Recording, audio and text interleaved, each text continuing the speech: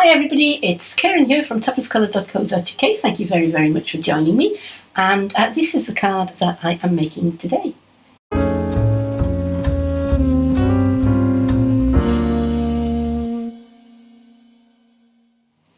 So Christmas will be upon us before we know it, and if you're going to be sending Christmas cards this year, if you're going to be sending handmade Christmas cards this year, then it's about time to start to get a move on and start stockpiling them.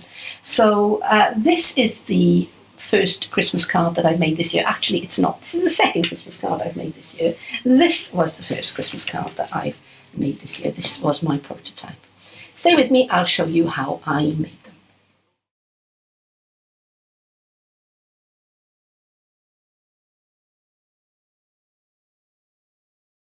The camera doesn't show it very well, but what I have here is red velvet paper. It has got a lovely flocked texture to it, and it's going to be in the autumn-winter seasonal mini catalogue. Now, Stampin' Up sold a velvet paper, I think a couple of seasons ago. It was white and it sold out in nothing flat. So, if you are liking this paper, then I would say don't walk, run and get yours straight away, because I don't think this is going to hang around for very long. It's just going to be gone. On screen it looks a very, very bright red. In real life it's a little bit more of a true Stampin' Up real red. It looks a bit Poppy Parade on screen.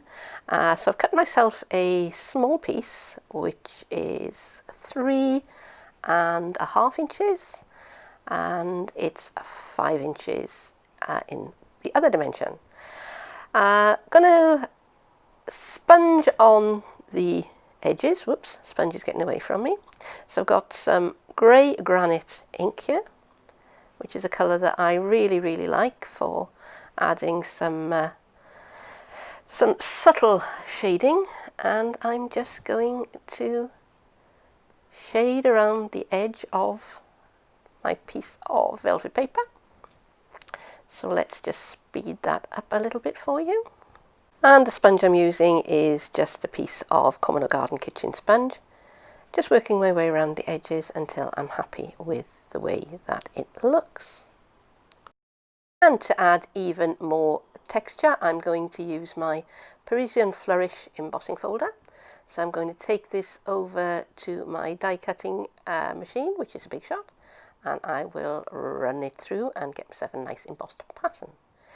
And while I'm over there, I may as well do a bit of die cutting as well. So I'm using these dies, which are from the Wreath Builder set, and I'm going to cut one in gold foil and one in brass, and we'll see how those turn out. So here they are, and I think they've turned out very, very well. Now, in case you were wondering how you can tell gold and brass foil card apart, the gold is a slightly cooler tone and is more satin effect, and the brass is a little bit warmer and is very, very shiny. So that is how you can tell those apart, or you can just read what it says on the packet.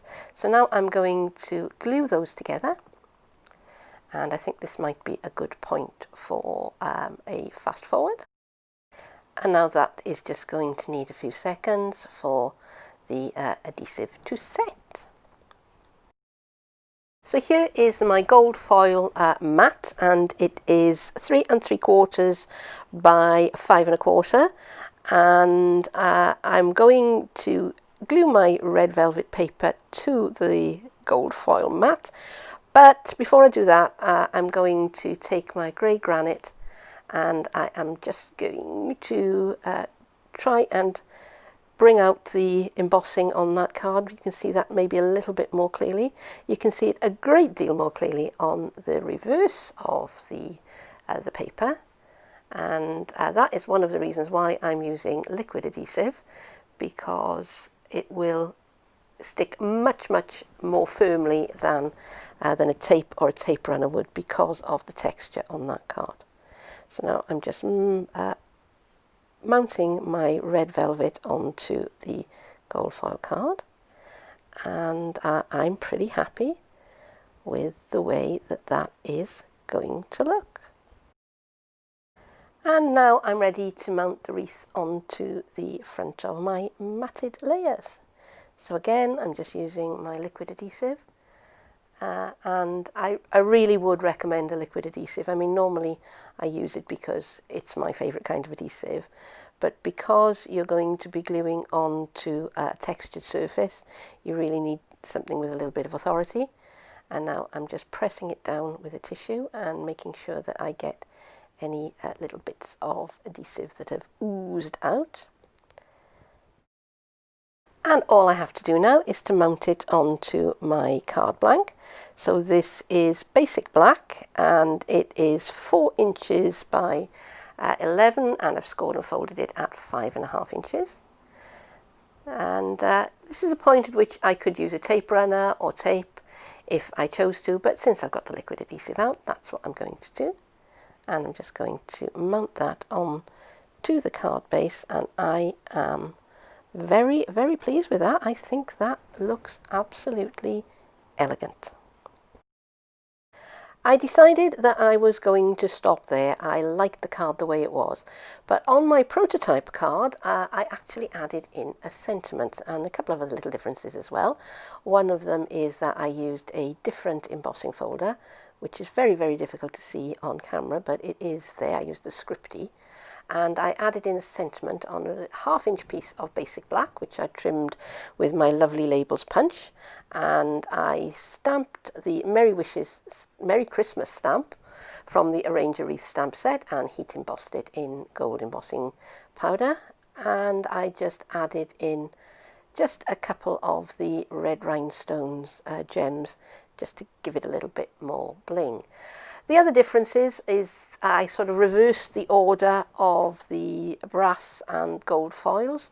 So on the prototype, the larger leaves were the shiny brass ones, and on the second one, they were in the more subtle and satiny gold.